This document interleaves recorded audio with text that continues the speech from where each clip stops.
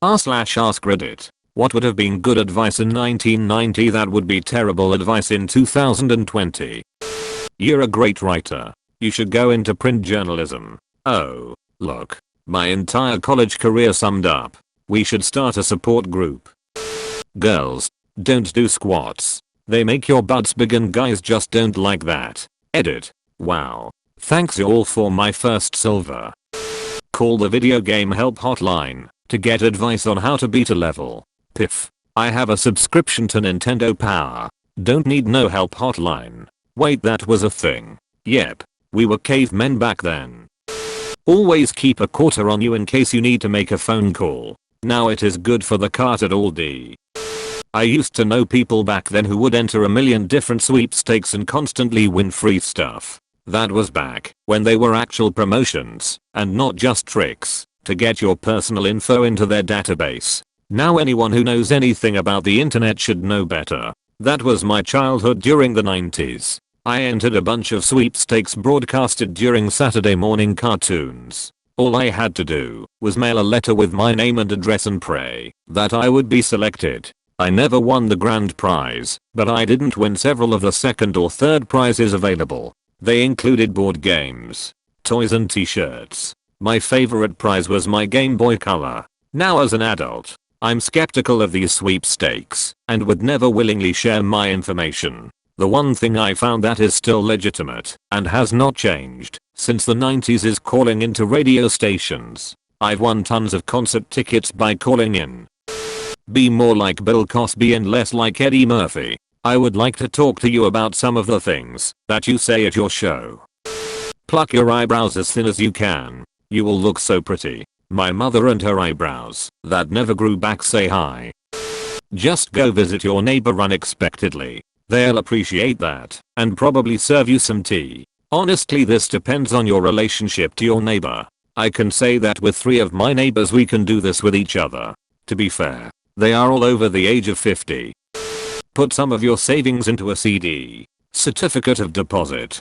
True 1988 story. One of my childless great aunts gave all of her great nieces and nephews $10,000 to put into our college funds. I put mine into a CD. That $10,000 made $88 per month. Not per year. Month. My teenage brain did the math and said, if I can do that a few more times then I'm set for life. Now a $10,000 CD is about 1.5% APY for 6 months and literally 0.02% for 12 months. You'd make $2 in a year. Even as late as 2007 rates were like 5%. Crazy to think about now. I used to be really into reading financial advice blogs, and reading the older posts on them is just depressing. Put your medium-term savings goals in a high-interest savings account with 5% returns. Install popcorn ceiling. Paint all your hardwood floors. And those pink bathroom ceramics will surely spruce up your house. I can't stand the popcorn ceiling in my house. This is why I refuse to do the whole farmhouse chic thing. In 20 years my kids will be like, why the freak does our house look like a barn? If you want to buy tobacco underage, say it's for your parents. They'll believe you and let you buy it. I used to buy liquor this way when I was 14. I had a lot of facial hair when I was 17. I just let it grow out. Walk in the liquor store and buy it. If they asked for ID I would say it's in the van. Because only old people drive vans. Normally it worked. Confidence is the key. Straighten your hair. Hairspray it. Then crimp it. Frizz is good. I can smell this comment, ha ha ha ha. A video rental store is a good investment. Yep. Invest in Blockbuster. Just so you remember. The year is 1990. Stares in 30-year confusion. 30 years. 1990 was just 10 years ago. 1990 has been 10 years ago for the past 20 years. Everybody knows that. Snail mail in your resume to HR to apply for the job. Printing it on scented cardstock as an extra touch. For extra gumption. Just walked into the office and asked to see the HR manager to hand in your resume personally.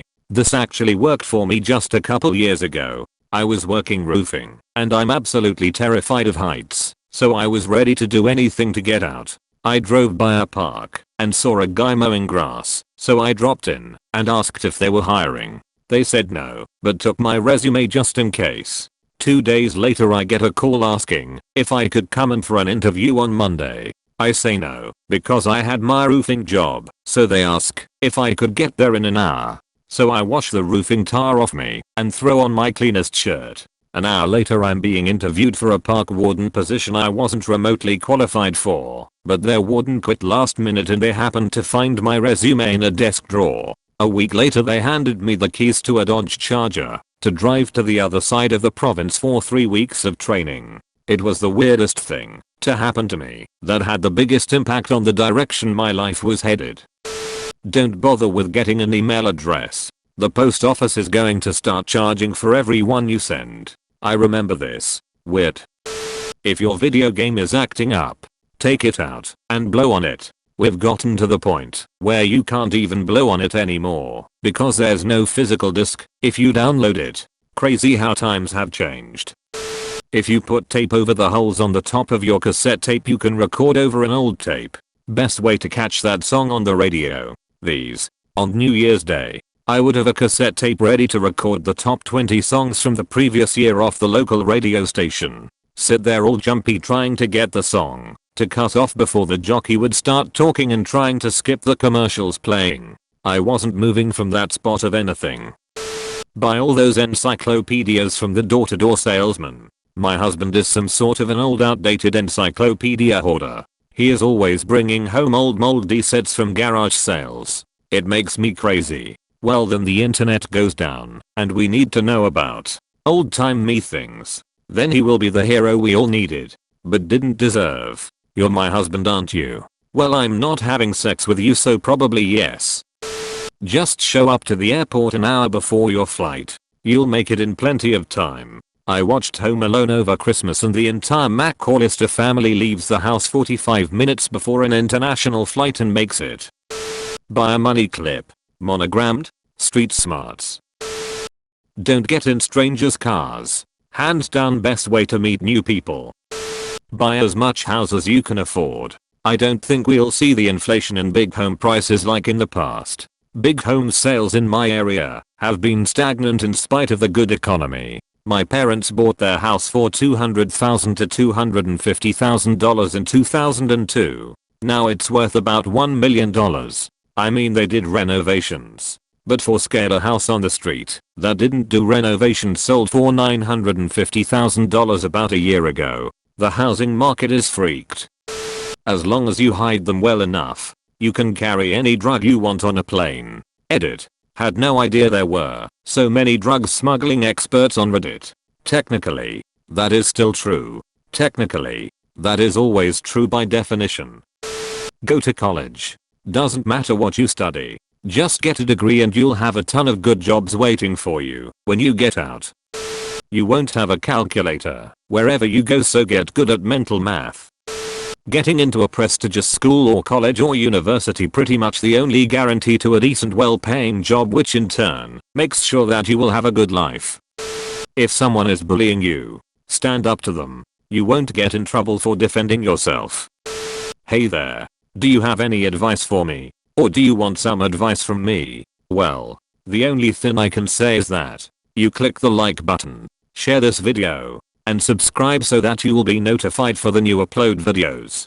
Thank you for watching.